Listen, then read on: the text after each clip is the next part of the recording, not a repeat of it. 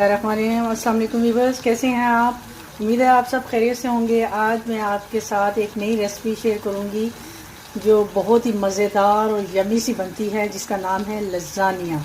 उसके लिए सबसे पहले मैंने, बाकी चीज़ें मैं आपको बाद में बताऊंगी, सबसे पहले मैंने कीमे को पानी डाल के थोड़े से प्याज, लहसुन, अदरक और काली मिर्च और नमक डालकर उसको गला लिया था। जब गल गया तो उसके अंदर मैंने टमाटो की जो चॉप किए हुए टमाटो थे 4 से 5 अदद, वो मैंने डाल के तो अब इसको थोड़ा सा गाढ़ा कर रही हूँ। जैसे ये पेस्ट गाढ़ी हो जाएगी फिर हम इसको उतार लेंगे। उसके बाद मैं आपको अगला प्रोसीजर बताऊंगी कि इसके बाद बॉईल करने के लिए रखा था।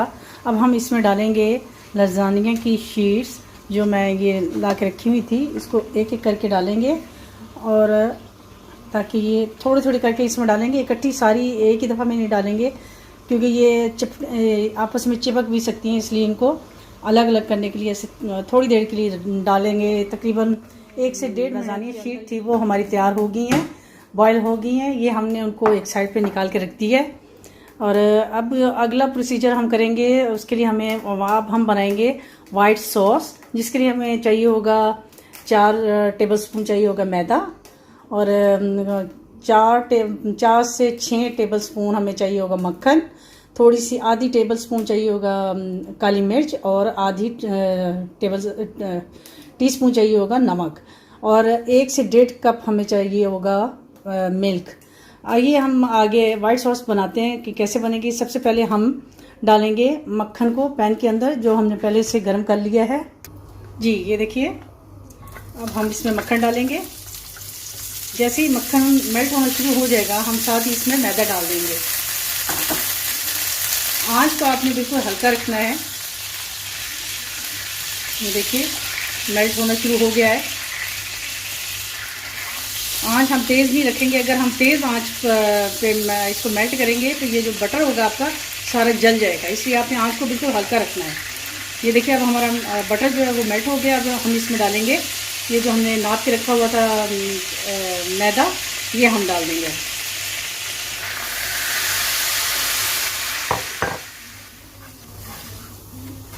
अब हम इसमें थोड़ा थोड़ा करके मिल्क डालेंगे, जो हमने पहले से ही नाप के रखा हुआ है, लेकिन आपको इसमें जितनी इसकी रिक्वायरमेंट होगी उतना ही डालना होगा। मैंने वैसे 1 से 1.5 कप ले लिया था, तो आहिस्ता आहिस्ता डालेंगे हम दूध को इसमें। आहिस्ता आहिस्ता डाल के इसको, हमारी जो सॉस है वो तकरीबन तैयार हो चुकी है। अब हम इसमें डालेंगे जो हमने ½ टी स्पून नमक और ½ टी स्पून ब्लैक पेपर हमने इसको नाप के रखा हुआ था, वो अब हम इसमें डाल देंगे और उसको अच्छी तरह मिक्स कर देंगे।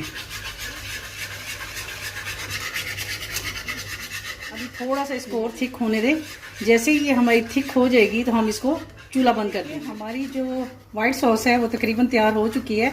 अब हम चूल्हे को बंद कर देंगे और इसको किसी डिश में, बाउल में हम आगे का प्रोसीजर करेंगे। मैंने जो आपको बताई थी शीट, मैंने लज़ानिया की शीट को बॉईल कर लिया था और आपने इसको ध्यान से करना है थोड़ा, इसलिए कि ये जब बॉईल करते हैं तो ये आपस में चिपक जाती हैं। तो आपने ये ख्याल रखना है कि इसको ये चिपकने ना पाए, अगर चिपक जाए तो उसको फौरन ही आप इसको अलग कर दें। अब हम करेंगे कि अब हम सबसे नीचे हम डालेंगे, एक पैन लेंगे और हमें उसके लिए चीज़ चाहिए होगा, थोड़ी सी ओरिगैनो चाहिए होगी। और सबसे पहले हम पैन में डालेंगे थोड़ी सी जो हमने वाइट सॉस डाली थी, ये हम पूरे पैन में ऐसे थोड़ी सी स्प्रेड कर देंगे, लगा देंगे ऐसे। अब हम इसमें डालेंगे ये जो हमने स्लाइस ये बॉईल करके रखे हुए थे, इसको इस पे लगा देंगे। अब हम जो कीमा हमने बना के रखा था, हम ये कीमा इसके ऊपर डाल देंगे। पूरा इन शीट के ऊपर हम इसको फैला के रखेंगे। पूरा इस पे फैला दिया है जी। ये कीमा हमने ऊपर डाल दिया। अब हम इसके ऊपर डालेंगे चीज़। ये चीज़ के साथ इसकी जो टेस्ट आता है, इसके ऊपर थोड़ा सा स्प्रेड करेंगे ऑरिगेनो। अब इसी तरह हम इसके ऊपर दूसरी लेयर बना देंगे। इनको हल्की हल्की इस पे स्प्रेड करेंगे ताकि इससे थोड़ी सी लुक अच्छी आती है और टेस्ट में भी मज़ा आता है। अब हम इसको फॉइल के साथ बंद कर देंगे।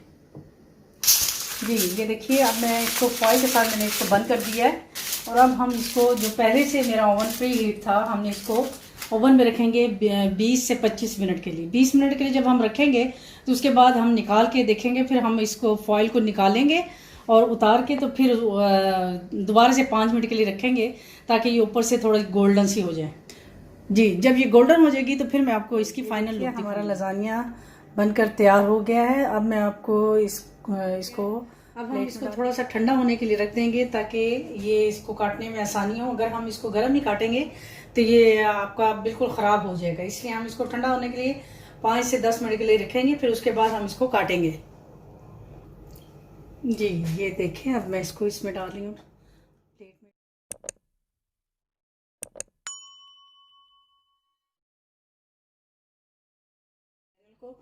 इंशाल्लाह एक नई रेसिपी के साथ आपकी खिदमत में दोबारा हाजिर होंगी। तब तक के लिए मुझे इजाज़त दीजिए और अपनी दुआओं में याद रखिएगा। अल्लाह हाफिज़।